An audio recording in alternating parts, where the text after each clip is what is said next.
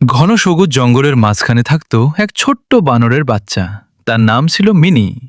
Mini ছিল খুব চঞ্চল, হাসিখুশি আর কৌতূহলী। কিন্তু তার পৃথিবীর সবচেয়ে বড় জিনিস ছিল তার মা। তার মা তাকে গাছে উঠতে শেখাতো, ফল চিনতে শেখাতো, আর সবচেয়ে বেশি সাহসী হতে শেখাতো। মিনি ভাবত, আমার মা সব পারে। একদিন হঠাৎ করে মিনির মা অসুস্থ হয়ে পড়ল। সে আগের মতো লাফাতে পারছিল না, চোখে ছিল ক্লান্তি। মিনি ভয় পেয়ে গেল। সে বলল, মা, তুমি ঠিক হয়ে যাবে তো? মা শুধু হেসে বলল, তুই সাহসী থাকিস, তাহলেই আমি ঠিক আছি। কিন্তু সেই রাতে মা খুব দুর্বল হয়ে পড়ল। পরদিন সকাল, মিনি একা বের হলো খাবার খুঁজতে।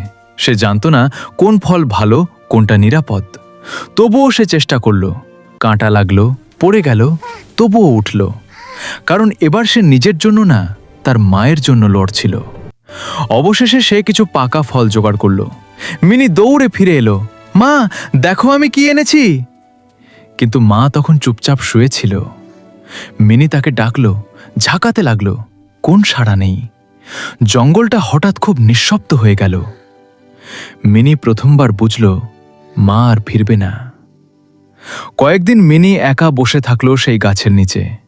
কিন্তু তারপর তার মায়ের কথা মনে পড়ল, সাহসী থাকিস। ধীরে ধীরে সে আবার গাছে উঠতে শুরু করলো, নিজে খাবার খুঁজতে শিখল, অন্য ছোট বানরদেরও সাহায্য করতে লাগলো। সে বুঝল মা চলে গেলেও তার শিক্ষা রয়ে গেছে। একদিন সূর্যাস্তের সময় মিনি সেই পুরনো গাছের ডালে বসে আকাশের দিকে তাকিয়েছিল। তার চোখে জল ছিল, কিন্তু ভয় ছিল না। সে ফিসফিস করে বলল, মা, আমি সাহসী আছি। সূর্যের আলো তার মুখে পড়ল। মনে হলো যেন দূর কোথাও থেকে মা তাকে দেখছে। যারা আমাদের ভালোবাসে তারা কখনো পুরোপুরি হারিয়ে যায় না।